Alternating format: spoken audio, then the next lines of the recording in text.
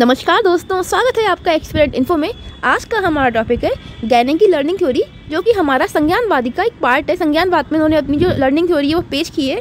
चलिए अपनी आज की क्लास को शुरू करते हैं। और एक काम करना मत भूलिएगा, चैनल को सब्सक्राइब करें, वीडियो को लाइक शेयर करें और कमेंट करके हमें ज़रूर बताएं कि आपको वीडियो कैसी लगती है। देखिए, जो गैने हैं इन्होंने एक अपनी थ्योरी दी है जिसको हमने गैने हायरार्की ऑफ लर्निंग का नाम दिया है, क्योंकि इन्होंने कुछ सीखने के 8 पदानुक्रम बताए हैं स्टेप वाइज। जैसे हमारी ब्लूम टैक्सोनॉमी होती है उस तरीके से इनके कुछ 8 हैं, ठीक है, जिसको अभी हमने नीचे जानेंगे। इनका पूरा नाम बच्चों रॉबर्ट एम गैने था और ये कहाँ के रहने वाले थे? ये एक अमेरिकन साइकोलॉजिस्ट हैं। और दूसरी चीज़, इनका जो काम है ना वो बिहेवियरिज्म यानी कि व्यवहारवाद पे और कॉग्निटिविज्म यानी कि संज्ञानवाद पे इन्होंने दोनों को सिंथेसाइज किया है, व्यवहारवाद को भी और संज्ञानवाद को भी। इनका जो आइडिया है यानी कि जो इनकी थ्योरी है किस पे बेस्ड है? Condition of learning. इन्होंने क्या बताया कि अगर आपको बच्चे को लर्निंग करानी है तो उसकी कुछ 8 कंडीशन होती हैं और वो 8 जो कंडीशंस होती हैं वो आपस में जुड़ी होती हैं। जैसे हमारे जो डेवलपमेंट के डोमेन्स होते हैं वो आपस में क्या होते हैं? इंटरकनेक्टेड होते हैं। वैसे ही जो इन्होंने कंडीशन ऑफ लर्निंग बताई है 8 टाइप की, वो भी आपस में इंटरकनेक्ट होती हैं। और दूसरी चीज़ें, इन्होंने अगर आपको बच्चे को लर्निंग करानी है तो उसका सबसे अच्छा जो वे माना है वो माना है सिंपल टू कॉम्प्लेक्स। मतलब कि आप बच्चे को इजी से हार्ड की ओर लेके जाओ। ये नहीं एकदम से आपने आके कोई सबसे हार्ड टॉपिक था वो स्टार्ट किया और बच्चे के दिमाग के ऊपर से निकल गया। तो आपको क्या करना है? बच्चे को ईजी चीज़ सिखानी है, फिर आपको हार्ड चीज़ की ओर लेके जाना है, ठीक है। जैसे छोटे बच्चे को हम क्या करते हैं, पहले आप एक एक नंबर को जोड़ना सिखाते हैं। वो भी पहले तो हम बच्चे को लाइन के थ्रू सिखाते हैं कि अगर आपको 2 + 3 करना है तो बच्चा क्या करता है? 2 लाइनें खींचता है और 3 लाइनें खींचता है, फिर उनको एक साथ जोड़ता है। फिर धीरे धीरे हम उसकी लर्निंग को स्ट्रॉन्ग करते रहते हैं और नए नए आइडियाज़ उसमें इंक्लूड करते रहते हैं। तो वही चीज़ इनका मानना है कि लर्निंग क्या होनी चाहिए? सिंपल टू कॉम्प्लेक्स होनी चाहिए। ये इस चीज़ की वकालत करते हैं। देखो बच्चों, कुछ इनके मेन पॉइंट्स हैं, मैंने फालतू बिल्कुल नोट नहीं करने, और ये थ्योरी आप अच्छे से पढ़ना। और इसमें हिंदी इंग्लिश बाइलिंगुअल तो होती ही है हमारी सारी CDP की क्लासेस। देखो, अकॉर्डिंग टू हिम, इनके अनुसार लर्निंग क्या एक प्रोसेस है that takes place inside our individual brain. ये हम कहते हैं कि सीखना क्या एक ऐसी प्रक्रिया है जो व्यक्ति के मस्तिष्क के अंदर होती है। मतलब इन्होंने सीखने को एक जैविक यानी कि बायोलॉजिकल प्रोसेस माना है। जैसे आपका जो रिस्पिरेशन होता है, डाइजेशन होता है, जिसको हम पाचन तंत्र या फिर श्वसन तंत्र बोलते हैं, श्वसन प्रक्रिया बोलते हैं, ये क्या है? ये हमारी जैविक प्रक्रियाएं, ये हमको दिखाई नहीं देती है ना, ये तो होती रहती है। तो वैसे ये मानते हैं कि लर्निंग भी कैसा प्रोसेस है जो बच्चे के दिमाग के अंदर होता है, ठीक है। ये इनकी डेफिनेशन है, इसलिए आप इसको इनका स्टेटमेंट ज्यों का त्यों अपने दिमाग में रखिएगा कि लर्निंग को इन्होंने क्या माना है कि बच्चे के मतलब दिमाग के अंदर होती है। लर्निंग को इन्होंने बायोलॉजिकल प्रोसेस माना है। देखिए, जो इनका दूसरा पॉइंट है वो आता है कि the most important aspect of a learner are his central nervous system और उनकी मसल्स। यानी कि शिक्षार्थी का सबसे इंपॉर्टेंट जो पहलू है वो उसकी इंद्रियां होती हैं। बच्चा अपनी इंद्रियों के जो सीखता है वो ज़्यादा अच्छा रहता है, या उसकी जो केंद्रीय तंत्रिका तंत्र होता है उसकी मांसपेशियां होती हैं। मतलब कुल मिला के अगर इन शॉर्ट वे में कहें तो बच्चे को एक्टिव रखने वाली बात हो रही है कि बच्चा करके खुद सीख रहा है, बच्चा एक्टिव है, बच्चा अपने अकॉर्डिंग चीज़ों को सीख रहा है। ये वही वाली बात बोल रहे हैं कि आपका जो फोकस है ना वो एक जगह पे होना चाहिए। ये नहीं है कि सामने आपने किताब खोल रखी है, आपका दिमाग कहीं और ही दुनिया में जा रहा है। जैसे आजकल बहुत सारे बच्चों का होता भी है, सामने किताब तो खुली है लेकिन उनके दिमाग में हीरो हीरोइंस आते रहते हैं, या फिर कोई भी बात आ सकती है। तो आपको अपने इन तीनों चीज़ों को एक जगह जब स्थिर रख के आप पढ़ाई करते हो, लर्निंग करोगे, तो वो लर्निंग ज़्यादा इफेक्टिव होगी। ऐसा कौन कहता है? गैने सर कहते हैं। देखिए, फिर उन्होंने अपने जो हायरार्की दी है 8, देखो, गैने आइडेंटिफाई 8 कंडीशंस ऑफ लर्निंग। इन्होंने लर्निंग की 8 कंडीशंस बताई हैं और वो 8 जो कंडीशंस है ना वो एक दूसरे को इफेक्ट डालती हैं। मतलब ये वाली कंडीशन इस पर इफेक्ट डालती है, ये वाली इस पर डालती है। और वो कहाँ से स्टार्ट होती हैं? Simple to complex. यानी कि जो गैने की सीखने की 8 शर्तें हैं वो सरल से शुरू होती हैं और जटिल पे समाप्त होती है। यानी कि सिंपल टू कॉम्प्लेक्स या फिर इजी टू हार्ड, हम कुछ भी इसको समझ सकते हैं। देखिए, ये रहा हमारी इनकी हायरार्की। ये इनकी जो लर्निंग है वो ये कि ये इनका हायरार्की लर्निंग की कंडीशंस हैं 8। पहली हमारी बच्चों आती है सिग्नल लर्निंग, दूसरी होती है स्टिमुलस रिस्पॉन्स लर्निंग, तीसरी होती है चैनिंग, चौथी होती है वर्बल एसोसिएशन, पाँचवीं होती है मल्टीपल डिस्क्रिमिनेशन, छठी होती है कॉन्सेप्ट लर्निंग, सातवीं होती है रूल लर्निंग, आठवीं होती है प्रॉब्लम लर्निंग। देखिए, ये कुल मिला के हमारी 8 हैं। इसमें सबसे जो लोएस्ट होती है वो होती है सिग्नल लर्निंग, या फिर इसको सबसे ईजी भी हम समझ सकते हैं। और सबसे हार्ड जो होती है वो होती है प्रॉब्लम सॉल्विंग, ठीक है। और इसको हिंदी में क्या कहते हैं, सिग्नल लर्निंग को हम बच्चों संकेत अधिगम कहते हैं, स्टिमुलस रिस्पॉन्स लर्निंग को हम उद्दीपन अनुक्रिया अधिगम कहते हैं, चैनिंग को हम श्रृंखला कहते हैं, वर्बल एसोसिएशन को हम मौखिक शैक्षणिक कहते हैं, मल्टीपल डिस्क्रिमिनेशन को हम बहुविवेक कहते हैं। बाकी आप पढ़ लेना, अवधारणा अधिगम, नियम सीखना, समस्या समाधान। अब हम एक एक करके इसको डीपली समझेंगे कि इसमें क्या बवाल है। और देखिए, इन्होंने जो ऊपर वाले 4 एस्पेक्ट बताए हैं ना, जो प्रॉब्लम सॉल्विंग से लेके मल्टीपल डिस्क्रिमिनेशन तक हैं, वो इन्होंने कॉग्निटिव एस्पेक्ट बताए हैं कि यहाँ पे क्या है, बच्चे के दिमाग का ज़्यादा यूज़ है, संज्ञान से जुड़ा है, उसके माइंड से जुड़ा है। और जो नीचे वाले 4 हैं वो इन्होंने बिहेवियर एक्सपेक्ट माने, क्योंकि इन्होंने क्या किया, इन्होंने व्यवहारवाद को संज्ञानवाद को दोनों को सिंथेसाइज किया है। तो नीचे वाले जो 4 एक्सपेक्ट हैं बच्चों, वो क्या है, इनके व्यवहारवादी एक्सपेक्ट हैं, और जो ऊपर वाले 4 एक्सपेक्ट हैं वो क्या हैं, वो इनकी संज्ञानवादी पहलू है। अब एक एक करके हम इनके पहलू को समझते हैं। देखिए, पहली जो हमारी लर्निंग होती है बच्चों, वो होती है सिग्नल लर्निंग। अब देखिए ये कैसे होती है। Individual acquires a condition response to a given signal, मतलब कि इनका मानना है कि व्यक्ति क्या कर रहा है, किसी सिग्नल को देख के कोई कंडीशन रिस्पॉन्स करता है, तो उसको हम कहते हैं सिग्नल लर्निंग या फिर संकेत अधिगम। जैसे when there is a red light signal in road, जब आप लोग रोड पे होते हैं तो आप लोग क्या देखते हैं कि रेड लाइट का सिग्नल देखते हैं, तो वहाँ पे क्या होती है, सारी व्हीकल्स रुक जाती हैं, क्योंकि उनको पता है अगर सामने सिग्नल लाल जल रहा है तो अभी इसका मतलब क्रॉसिंग नहीं करनी है। तो यहाँ पे जो सिग्नल है, जो संकेत है, वो क्या हो गया, रेड लाइट हो गई। और कंडीशन रिस्पॉन्स की क्या होता है कि आपको अपनी व्हीकल को रोक देना है। यही तो करते हो जो भी आपके चौराया वगैरह होते हैं या फिर जो भी होते हैं, आप लोग जब बाहर निकलते हो अपनी गाड़ी वाड़ी लेके, तो अगर वहाँ पे आपको रेड लाइट दिखती है तो वहाँ पे क्या करते हैं हम लोग, स्टॉप होते हैं, क्योंकि स्टॉप होना क्या है, आपका कंडीशन रिस्पॉन्स है। देखो इस तरीके से ये गाड़ी है, हाँ, तो ये क्या हो रहा है, 1 मिनट, ये रेड लाइट है और ये गाड़ियाँ क्या यहाँ पे रुक गई, क्योंकि यहाँ पे इस समय ये वाली रोड चल रही है और ये वाली गाड़ियों को पता है कि रेड लाइट चलने का मतलब है व्हीकल को रोकना। तो ये क्या हुआ, कंडीशन रिस्पॉन्स हुआ। या फिर इसे हम आम भाषा में और समझते हैं कि अगर बच्चा बाहर जाता है और किसी चीज़ को लेने की जिद करता है और मम्मी ने दिखा दी आँखें, तो बच्चा क्या करता है, आंखें देख के समझ गया कि अब उसको दोबारा उस चीज़ के लिए जिद नहीं करनी है, क्योंकि अगर उसने दोबारा जिद करी तो घर पे जाके क्या होगा, उसकी पिटाई होगी। तो यहाँ मम्मी की जो आंखें दिखाना है वो क्या है, कंडीशन, मतलब वो है सिग्नल देना कि मम्मी ने आंखें दिखाई, वो क्या है, सिग्नल है। और कंडीशन रिस्पॉन्स क्या है कि बच्चे को अब वो जिद नहीं करनी। बच्चा जानता है अगर मैंने और रोबा राटी मचाई कि मुझे वो खिलौना चाहिए ही चाहिए, तो मम्मा मुझे घर पर जाके मारेंगी। तो इसलिए यहाँ पे बच्चे की अंडरस्टैंडिंग है कि हाँ, मुझे अब इस पर क्या कंडीशन रिस्पॉन्स प्ले करना है। तो बच्चों ये हमारी सिग्नल लर्निंग होती है, जो सबसे लोएस्ट लेवल होता है लर्निंग का। फिर आता है हमारा स्टिमुलस रिस्पॉन्स लर्निंग। और हाँ, जो सिग्नल लर्निंग है इनकी, वो कुल मिला के पेवलॉव से भी इफेक्टिव है। फिर दूसरा हमारा आता है बच्चों stimulus response learning, SR learning. हमें वैसे भी एसआर थ्योरीज वगैरह पढ़ी हैं, स्किनर वगैरह की, तो कहीं ना कहीं ये इनके जो व्यवहारवादी पहलू हैं वो उसी से मतलब इन्फ्लुएंस है बहुत ज़्यादा। देखिए इसमें ये क्या बोलते हैं कि all about getting a response to a stimulus, यानी कि एक उद्दीपक के प्रति प्रतिक्रिया प्राप्त करना है इसमें। जैसे when a teacher instruct the student, जब टीचर ने क्या किया, बच्चों को इंस्ट्रक्ट किया कि बच्चों अपने हाथ खड़े करो, हाथ खड़े करो, तो बच्चों ने क्या किया, तुरंत अपने हाथ खड़े किए। तो बच्चों ने क्या किया, मैम के कहने पे जो टीचर ने इंस्ट्रक्शन दिया वो क्या हो गया, स्टिमुलस हो गया। और जो बच्चों का रिस्पॉन्स आया कि उन्होंने अपने हाथ खड़े किए, वो क्या हो गया, यहाँ पे वो रिस्पॉन्स हो गया। तो यहाँ पे क्या होता है, एक मतलब स्टिमुलस होता है एक तरीके से, कि आप किसी भी चीज़ को देख के अपना तो वो करते हैं, रिस्पॉन्स देते हैं। ठीक है। फिर हमारा तीसरा आता है बच्चों चैनिंग। चैनिंग क्या है, इसको हिंदी में बोलते हैं श्रृंखला। 1 मिनट। जब 2 और more previously learn stimulus response connection or link, ऊपर क्या था, सिर्फ एक स्टिमुलस कनेक्शन था, यहाँ पे क्या है, 2 स्टिमुलस कनेक्शन होंगे। यही इसमें डिफरेंस है।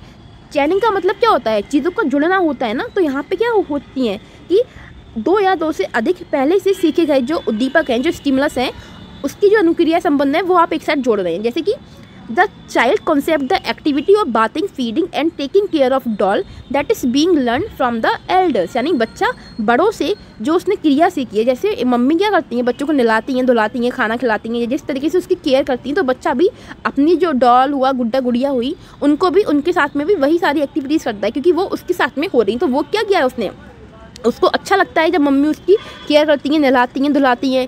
तो ये बहुत सारे क्या स्टिमुलस हैं, क्या नहलाना हो गया, खिलाना हो गया, देखभाल करना हो गया। तो बच्चा यही सारे जो स्टिमुलस हैं अपनी डॉल के साथ जोड़ता है। जैसे मैंने फिगर भी इंक्लूड किया है। जैसे ये देखो, ये बच्चा जो है पिक्चर में आपको दिख रहा है, वो क्या कर रहा है, इस टॉय को खाना खिला रहा है, उसको नहीं पता ना कि ये क्या है, ये तो नॉन लिविंग थिंग है, इसको खाना खिलाना या प्यार करने से कोई इफेक्ट नहीं आएगा। लेकिन मम्मा उसको जिस तरीके से ट्रीट करती हैं उसकी मम्मी, तो जो इमोशंस उसमें आते हैं वही चीज़ उस बच्चे के साथ में रिपीट कर रहा है। और नीचे देखिए ये रहा, ये डॉल को खिला रहा है या फिर उसको बातिंग करा रहा है। छोटे बच्चे होते हैं सारी हरकतें बहुत करते हैं अपने खिलौनों के साथ में। फिर इसी को हम बोलते हैं कि यहाँ पे क्या है, 2 से ज़्यादा स्टिमुलस आपके ऐड है, जैसे खिलाना पिलाना हो गया, और जो चीज़ बच्चे ने खुद पे मतलब एक्टिविटी को अपने घर से ही सीख लिया उस पर फिर वो वर्क कर रहा है।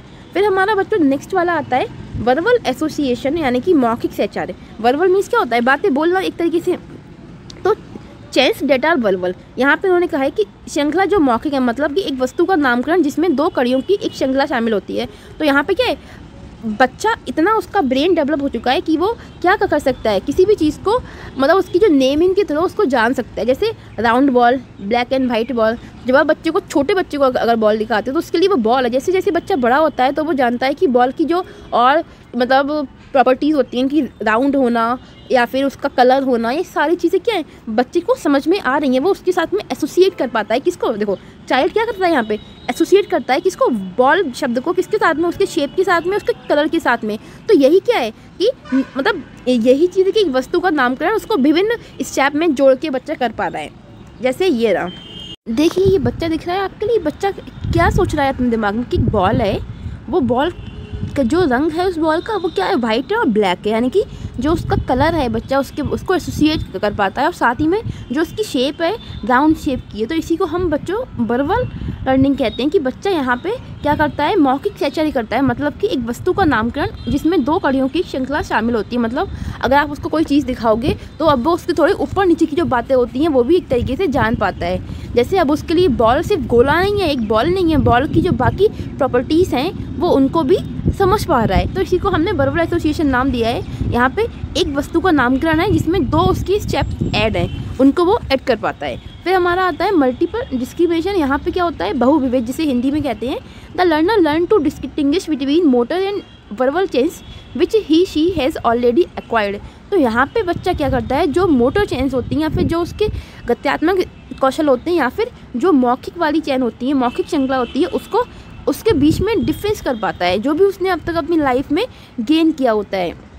जैसे स्टूडेंट यहाँ पे क्या करता है, develop the ability to differentiate and call each students by his या हर नेम। तो बच्चा का जो दिमाग है इस एज में वो ऐसा हो चुका है कि वो हर चीज़ को उसके नेम के अकॉर्डिंग बोल पाएगा। जैसे कि अगर एक मिनट रुकिए, एग्जाम्पल मैंने इसका फ़ोटो लिया है, बहुत सारी बच्चे के सामने कार्स हैं। तो बॉयज़ होते हैं उनको ना बहुत सारी कार्स वगैरह के नेम का शौक़ होता है, कार्स मतलब तो उन्हें बहुत सारी कार्स के नाम पता होते हैं, बॉयज़ हुए या फिर गर्ल्स हुए जिनको इस चीज़ में इंटरेस्ट होता है, तो वो उस नेम से उस चीज़ को अलग कर पाएंगे। देखो ये ब्लू है, यहाँ पे रंग नहीं, बच्चा उसका नेम भी जानता है क्योंकि हमारी ये मल्टीपल डिस्क्रिमिनेशन वाली रीजनिंग है। तो इसमें क्या हो रहा है, एक तरीके से सिंपल सा वे है कि बच्चा में ये एबिलिटी डेवलप हो चुकी है कि वो डिफ्रेंशिएट कर पाता है बाकी स्टूडेंट्स के नेम को उनके नाम से।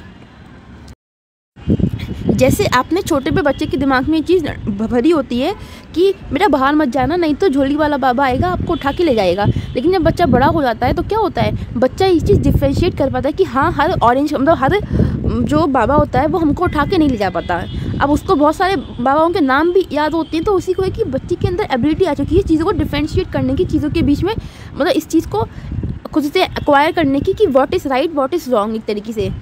फिर हमारा बच्चों नेक्स्ट आता है, कहाँ गया, हाँ देखिए जो कॉन्सेप्ट लर्निंग होती है ये हमारी इस चीज़ पे वर्क करती है कि यहाँ पे हम कॉन्सेप्ट फॉर्मेशन का काम करते हैं, वो भी किस पे, जो हमारी अब्स्ट्रैक्ट चीज़ें हैं उस पे वर्क करते हैं। जैसे कि सबसे पहले आपने क्या किया कि आपके अंदर एबिलिटी है किसी भी चीज़ को जनरलाइज करने की, कैटेगराइज करने की या क्लासीफाई करने की, है ना। तो कॉमन कॉन्सेप्ट क्या है इसका कि आप स्टार्ट करते हो किसी, आपने जो आपको गाड़ी स्टार्ट करनी है तो आप सबसे पहले क्या करते हो, स्टार्ट करते हो क्लच से, फिर गियर देते हो, फिर उसे हल्के से रिलीज़ करते हो, किसको, क्लच को, और फिर एक्सीलेटर को रेस करते हो और फिर क्या होती है, गाड़ी स्टार्ट हो जाती है। तो यही चीज़ है कुल मिला के। अगर मैं एक और एग्जांपल लेती हूँ, जैसे आपने बच्चे के सामने बहुत सारे ज्योमेट्रिकल शेप्स ला के रखे, जैसे ये सर्कल हो गया, ट्राइंगल हो गया, स्क्वायर हो गया, ठीक है। तो छोटा बच्चा जब वो छोटा होगा तो उसके लिए ये सिर्फ शेप है, इनके नाम जानता है वो। लेकिन जब कॉन्सेप्ट लर्निंग की बात होगी तो इसमें क्या होगा, बच्चा इनको जनरलाइज कर पाएगा कि ये क्या है, सर्कल है, इसकी प्रॉपर्टी क्या होती है, इसका पेरीमीटर क्या होता है, ये क्या है, ट्राइंगल है, इसकी प्रॉपर्टी क्या होती है, इसका पेरीमीटर क्या होता है, इसका एरिया हम कैसे फाइंड आउट करते हैं, ये हमारा स्क्वायर है तो इसकी बेसिक प्रॉपर्टीज़ वगैरह बच्चा एक तरीके से कॉन्सेप्ट को क्रिएट कर पाता है, कॉन्सेप्ट को मतलब समझ पा रहा है, तो वो हमारी कॉन्सेप्ट लर्निंग में आती है। फिर हमारा आता है रूल लर्निंग। यहाँ पे क्या है, इन लर्निंग का रूल वी रिलेट टू और मोर कॉन्सेप्ट। इसमें क्या है, हम 2 से ज़्यादा जो कॉन्सेप्ट हैं उसको रिलेट करते हैं और बच्चे को सिखाते हैं। जैसे कि क्लीनिंग और washing hands before eating food. जैसे हमने क्या किया कि बच्चे को खाना खाना सिखाना है, सही है। आप क्या करने जा रहे हो, बच्चे को फूड ईटिंग सिखाते हो, तो उससे पहले आपने क्या किया, बच्चे से कहा बेटा हाथ धो पोछो और फिर खाना खाओ, फिर सीखो।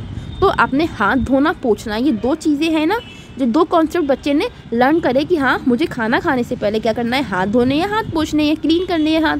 तो उसने क्या किया, 2 कॉन्सेप्ट को लर्न किया और फिर फूड खाया। तो इसी को हम रूल लर्निंग कहते हैं, जहाँ बच्चा क्या सीखता है, 2 या 2 से ज़्यादा कॉन्सेप्ट को रिलेट करके उस पर अपने एक्शन परफॉर्म करता है। फिर हमारा आता है बच्चों प्रॉब्लम सॉल्विंग, जिसको हम क्या कहते हैं, समस्या समाधान कहते हैं। ये क्या है, हाईएस्ट लेवल है किसका, कॉग्निटिव प्रोसेस का, और लास्ट भी है, इसलिए ये हाईएस्ट है। और यहाँ पे जो हमारी लर्निंग होती है वो बहुत कॉम्प्लेक्स होती है, क्योंकि हम जो इनका जो मॉडल है, ये जो हायरार्की है वो इजी टू कॉम्प्लेक्स होती है। इजी वाली स्टेप तो नीचे की थी, ऊपर वाली जैसे जैसे ऊपर बढ़ते जाते हो वैसे वैसे लेवल इनका हार्ड होता जाता है ना। तो देखो प्रॉब्लम सॉल्विंग का क्या एग्जांपल हो सकता है कि आपने कोई भी आपके सामने दिक्कत आई, उस चीज़ का सामना अगर आपने अपने पास्ट में कभी किया होगा, अगर वही समस्या आपके सामने दोबारा आती है तो आप क्या करते हो, उस समस्या में उलझते नहीं हो, उसे ईजिली टैकल कर पाते हो, क्योंकि आपने क्या किया, जो अपना आपका पूर्व ज्ञान था या फिर जो आपने नॉलेज उसमें एक्वायर की थी जब पहली बार में वो समस्या आई थी, तो उस नॉलेज का यूज़ करके आप जब वही समस्या दोबारा आती है तो उस प्रॉब्लम को सॉल्व कर पाते हो, या उसके आसपास जो भी समस्याएं आपकी लाइफ में आती हैं, तो उसी को हम कहते हैं प्रॉब्लम सॉल्विंग। कि यहाँ पे आपका दिमाग बहुत तेज़ होता है, मतलब बहुत तेज़ चलना चाहिए ना। जैसे अगर आपको पता है कि कोई चीज़ आपके लिए हार्मफुल है और आपने एक बार वो चीज़ करी है, तो दोबारा तो आप उस चीज़ को रिपीट नहीं करते ना, वरना आपको पता है मेरा फिर नुकसान हो सकता है। देखिए अभी जो हमारी बच्चों 8 हायरार्की लर्निंग है, हमें इसको याद कैसे रखना है। देखिए सबसे पहले हमको क्या करना है, ये एक ट्रिक है जो आपको ऐसे की जैसे की तैसे याद करनी है कि एसएससी ने बीएमसी रूल से प्रॉब्लम सॉल्व की। इसमें जो मैंने ब्लू पेन से ढक्कन मतलब डिब्बे में जो शब्द बन करे हैं वो सिर्फ आपकी सेंटेंस ट्रिक फॉर्मेशन में अप्लाई हुए हैं, उनका कोई शब्द का मतलब नहीं है, ठीक है। तो एसएससी ने क्या किया, बीएमसी रूल से प्रॉब्लम सॉल्व की। तो एसएससी से हमारा क्या हो गया, ऐसे हमारा सिग्नल हो गया, दूसरी वाली ऐसे हमारा एसआर हो गया, स्टिमुलस रिस्पॉन्स लर्निंग, और फिर सी से हमारा चेनिंग लर्निंग हो गया, ठीक है। ये तो हमारा एसएससी हो गया। फिर आता है बीएमसी, बी से हमारा होता है वर्बल, एम से हमारा होता है मल्टीपल डिस्क्रिमिनेशन जो था, और सी से हमारा होता है कॉन्सेप्ट वाला कॉन्सेप्ट फॉर्मेशन, और फिर रूल से हमारी आती है रूल लर्निंग, ठीक है, रूल लर्निंग। और जो प्रॉब्लम सॉल्व है उससे हमारा हो गया प्रॉब्लम सॉल्विंग। तो इस ट्रिक से आप इजीली इसको याद रख सकते हैं कि एसएससी ने क्या किया, बीएमसी रूल से प्रॉब्लम सॉल्व की। कौन सी प्रॉब्लम सॉल्व की, गैने की हायरार्की लर्निंग। तो ऐसे हमारा सिग्नल हो गया, दूसरी वाली ऐसे हमारा स्टिमुलस रिस्पॉन्स हो गया, सी से हमारा चैनिंग हो गया, और ने हमारा साइलेंट है, बी से हमारा वर्बल हो गया, एम से हमारा मल्टीपल लर्निंग हो गया, सी से हमारा कॉन्सेप्ट हो गया, रूल से हमारा रूल लर्निंग हो गया, और प्रॉब्लम सॉल्व से हमारा प्रॉब्लम सॉल्विंग हो गया। तो आप इस ट्रिक से इसको ईजिली याद रख सकते हो। वैसे इसको 2-3 बार पढ़ना समझ में आ जाएगा। ये 1 मिनट, हाँ ठीक है। और ये देखो जैसे जैसे क्या होता क्या है इसमें, जैसे जैसे ऊपर को बढ़ते जाते वैसे वैसे जो लर्निंग है ना वो प्रोसेस आपका कॉम्प्लेक्स होता जा रहा है। जैसे हमने अभी 8 जो लर्निंग थी उसको पढ़ा, तो हमने क्या देखा, पहले बच्चे को इन्होंने सिग्नल देके सिखाया, फिर स्टिमुलस रिस्पॉन्स, फिर उसी यहाँ पे रिस्पॉन्स बस एक था, एक स्टिमुलस था, यहाँ पे 2 स्टिमुलस होगा। फिर जब वर्बल एसोसिएशन आता है उसमें क्या होता है, उसमें बच्चा किसी भी ऑब्जेक्ट को देखता है तो उसकी जो अदर प्रॉपर्टीज़ होती हैं, शेप या फिर साइज़, तो उसको थोड़ा बता पा रहा है। फिर आता है मल्टीपल डिस्क्रिमिनेशन, मतलब बच्चा यहाँ पे किसी भी चीज़ को उनके नाम के अकॉर्डिंग डिस्क्रिमिनेट कर पाता है। जैसे उसके सामने अगर बहुत सारी गाड़ियाँ रखी जाएंगी तो वो ये नहीं समझेगा कि ये सारी की सारी जो गाड़ियाँ हैं वो हीरो होंडा हैं। हीरो होंडा भी हो सकती है, पल्सर होगी, स्प्लेंडर होगी, जो भी होता है XYZ, मुझे इतने नाम वाम आते नहीं, सच बताऊँ तो वो हमारा क्या होगा, बच्चा उसको उस पर्टिकुलर गाड़ी को उस पर्टिकुलर गाड़ी की कंपनी के नाम से बोलेगा, तो वो हमारा होता है मल्टीपल डिस्क्रिमिनेशन। फिर आता है कॉन्सेप्ट लर्निंग। तो यहाँ पे क्या देखिए, फिर हमारी जो कॉन्सेप्ट लर्निंग थी बच्चों, उसमें क्या था कि बच्चा किसी भी मतलब कोई भी चीज़ है तो उसका जो कैरेक्टरिस्टिक्स है उसको भी समझ पा रहा है, उसको भी परफॉर्म कर पा रहा है, ठीक है। फिर हमारी रूल लर्निंग की थी, यहाँ पे हमने क्या किया था, 2 से ज़्यादा जो रूल थे उसको आपस में कनेक्ट किया था। जैसे बच्चे को खाना खाना आपको सिखाना है, तो उससे पहले आपने बच्चे को हाथ धोना हाथ पोंछना सिखा दिया। तो हाथ धोना हाथ पोंछना ये भी हमारा एक क्या हो गया, 2 कॉन्सेप्ट हुए नहीं हुए, और उसको बच्चे को यूज़ किया, और बच्चे को बाद में आपने खाना खाना सिखाया। फिर हमारा आता है लास्ट वाला प्रॉब्लम सॉल्विंग, मतलब किसी भी आपके सामने कोई भी इशू आता है, कोई भी समस्या आती है, तो आपका माइंड कितना तेज़ी से उस प्रॉब्लम को सॉल्व करने के एबल होता है, वो हमारा आता है प्रॉब्लम सॉल्विंग में। तो ये इनके 8 थे, आप इसको उससे याद रख सकते हो। एसएससी ने क्या किया, एक मिनट ही चल नहीं रहा पेन मेरा, एसएससी ने वीएमसी रूल से प्रॉब्लम सॉल्व की, ठीक है। तो ये इनकी हायरार्की लर्निंग की थ्योरी हो गई। उसके बाद में कुछ और पॉइंट्स हैं, उसको भी हम जरा देख लें। देखिए, अब जो गैने साहब है, इन्होंने कुछ इंस्ट्रक्शन दिए हैं उनके बारे में अपनी लर्निंग को लेके, और क्योंकि ये जो व्यवहारवादी थे उससे भी कहीं ना कहीं थोड़ा सा इन्फ्लुएंस थे, इसलिए देखिए, this model include 5 types variation of learning. तो इन्होंने क्या कहा है कि ये जो मॉडल है इनका, वो उसमें 5 टाइप की वैरायटीज़ बताई जाती हैं। 5 टाइप्स बोलो, 5 वैरायटीज़ बोलो लर्निंग की, ठीक है। पहले जो वैरायटी आती है बच्चों, वो आती है वर्बल इंफॉर्मेशन स्किल। यहाँ पे क्या होता है कि किसी भी विशेष जो विषय है, कोई भी जो पर्टिकुलर सब्जेक्ट है, उसकी नीड क्या है, या फिर आपको उसमें किस तरीके से जो इन्फॉर्मेशन है वो आपको ट्रांसफ़र करनी है, इसकी स्किल आपके अंदर होनी चाहिए। जैसे अगर बच्चा आपके पास में आता है फिजिक्स का क्वेश्चन लेके, तो आपको ये नहीं करना है कि उसको केमिस्ट्री का क्वेश्चन बताने लगे। तो आपको क्या करना है, फिजिक्स के क्वेश्चन में जो उसके माइंड में क्वेरीज हैं, उसको फिजिक्स के क्वेश्चन लैंग्वेज के थ्रू ही सॉल्व करना है, ना कि केमिस्ट्री की लैंग्वेज यूज़ करनी है। फिर आता है हमारा दूसरा इंटेलेक्चुअल स्किल। इसमें क्या होता है, इसमें एक तरीके से कॉन्सेप्ट को बच्चा अंडरस्टैंड कितना अच्छे से कर पाता है, उसको क्लासीफाई कितने अच्छे से करता है, उसको जनरलाइज कितने अच्छे से करता है। ये हमारी आती है बौद्धिक कौशल में। देखो, बौद्धिक कौशल हमारा माइंड से संबंधित होता है, तो दिमाग से होने वाली जितनी भी आपकी एक्टिविटीज़ होती हैं, रीजनिंग हुआ, लॉजिक लगाना हुआ, तर्क वितर्क हुआ, जितनी भी चीज़ें जिसका संबंध आपके दिमाग से है, वो सारी हमारी इंटेलेक्चुअल स्किल में आती हैं। फिर आता है मोटर स्किल। मोटर स्किल में क्या होता है, इसमें जो फिजिकल एक्टिविटीज़ हैं वो आती हैं, जैसे खेलना दौड़ना वगैरह, क्योंकि इनका मानना है कि बच्चे की जो लर्निंग है उस पर कहीं ना कहीं एनवायरनमेंट का भी इफेक्ट पड़ता ही पड़ता है। इसलिए मोटर स्किल में हमारा क्या आता है, जो फिजिकल स्किल्स हैं, खेलना भागना दौड़ना, क्योंकि इससे क्या होता है, बच्चे का माइंड एक्टिव होता है, बच्चा ज़्यादा एक्टिव फील करता है और हेल्दी भी रहता है। फिर देखिए, जो कॉग्निटिव स्ट्रेटजी आती है, हमने ऊपर ही पढ़ा था कि ये क्या मानते हैं कि जो बच्चे के अंदर जो लर्निंग होती है वो दिमाग के अंदर होती है। इन्होंने लर्निंग को एक बायोलॉजिकल प्रोसेस माना है, तो उसी हिसाब से इन्होंने जो ये कॉग्निटिव स्ट्रेटजी दी है उसमें कहा है कि जो लर्नर है उसकी जो सोच है, या फिर वो किस तरीके से चीज़ों को याद रख पाता है, आपको उन सब चीज़ों पे जोर देना है, जिससे कि वो लंबे टाइम तक उसके दिमाग में वो जो भी उसने लर्न किया है वो बैठा रहे, ठीक है। फिर हमारा आता है एटीट्यूड्स। अब एटीट्यूड में देखो बहुत सारी चीज़ें आती हैं, जैसे आपका अपना एटीट्यूड क्या है। हर चीज़ को लेके हर व्यक्ति का अपना क्या होता है, इंडिविजुअल एटीट्यूड होता है कि आप किसी भी चीज़ में किस तरीके से चीज़ों को लेते हैं। कुछ लोग होते हैं पॉजिटिव एटीट्यूड के होते हैं, तो वो चीज़ों में अच्छाइयाँ ढूंढते हैं। कुछ लोग होते हैं जिनका एटीट्यूड बहुत नेगेटिव होता है, तो वो जो चीज़ अच्छी होगी उसमें भी आके नेगेटिविटी ढूंढते हैं। तो यहाँ पर सारी बात किसकी, आपके दृष्टिकोण की है कि, और ये दृष्टिकोण आपका किसी भी मतलब सर्कमस्टांसेस में यूज़ हो सकता है। चाहे वो आपके सामने कोई समस्या आ जाए तो आपको उसको कैसे टैकल करना है, तो ये भी आपके एटीट्यूड पर डिपेंड करता है। कुछ लोग होते हैं ना, जरा सी चोट लग गई, हाँ खून बह गया, मम्मी चोट लग गई, मतलब जरा छोटी सी बात का राही का पहाड़ बना देते हैं, तो ये उनका क्या है, एटीट्यूड है। कुछ लोग होते हैं बड़े से बड़े दुख होते हैं, दर्द होते हैं, ज़िंदगी में तकलीफ़ें होती हैं, उनको भी सह लेते हैं चुपचाप, बिना शोर वोर अल्लाह है, सही है। तो ये हमारा एटीट्यूड है कि हम किस टाइप से जो हमारे आगे कंडीशंस आती हैं, जो हमारे आगे परिस्थितियाँ आती हैं, हम उसमें कैसे अपने आप को रख पा रहे हैं, कैसे बिहेव कर पा रहे हैं। तो ये इनके 5 मॉडल थे। देखो, जो इनके 5 मॉडल हैं वो कहीं ना कहीं इनकी जो हायरार्की की जो वो है थ्योरी है, उसी से इन्फ्लुएंस है।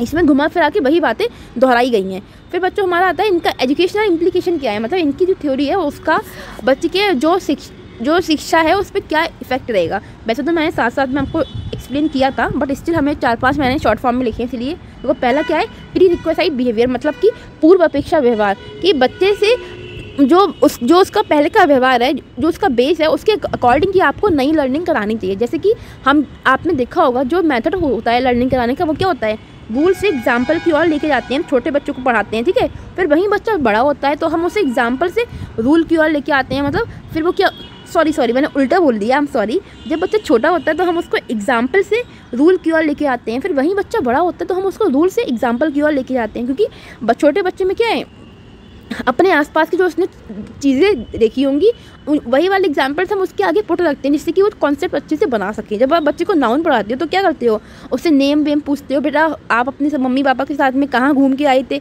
इस तरीके से क्वेश्चन करते हो। फिर आप उन सारी चीज़ों को ब्लैक बोर्ड पर लिख देते हो। बच्चे जो भी अपने अपने आंसर देते हैं, फिर उसी के अकॉर्डिंग आप क्या करते हो, एक नाउन की डेफिनेशन तैयार करते हो। तो ये क्या है, बच्चे का प्री रिक्वेस्ट बिहेवियर है कि आपने उसके बेसिस पे उसको नई जो एक कॉन्सेप्ट था, नई लर्निंग थी, उसमें डाल दिया। फिर आता है लर्नर इंडिविजुअल कैरेक्टरिस्टिक्स।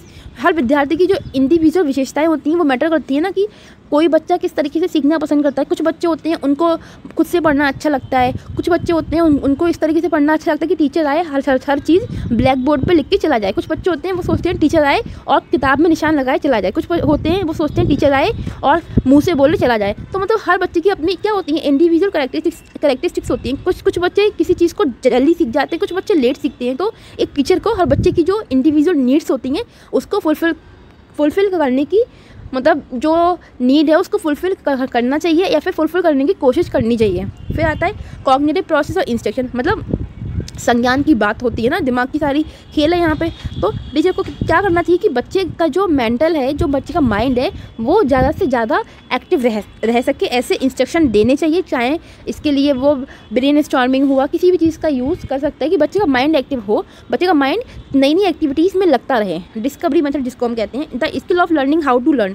और फिर इस चीज़ को बढ़ावा देना चाहिए कि किस तरीके से सीखना है, सीखने का कौशल कैसे सीखें। अगर जब तक बच्चे में ये एटीट्यूड नहीं है ना, कैसे सीखें, आप कितनी भी कोशिश कर लो वो कभी सीख नहीं पाएगा। तो ये बच्चे की खुद भी जो लर्नर है उसकी भी रिस्पॉन्सिबिलिटी है कि वो अपने आप को उस जोन में रखे कि मुझे सीखना है, मैं सीखना चाहता हूँ। अगर वो अपने आप को इस जोन में रखेगा, मैं क्यों सीखूंगा, मैं तो सबका बाप हूँ, तो ऐसे बच्चे फिर सीख नहीं पाते हैं। आपको अपने आप को हम्बल पोलाइट रखना होता है जब आप कोई चीज़ लर्न करते हो।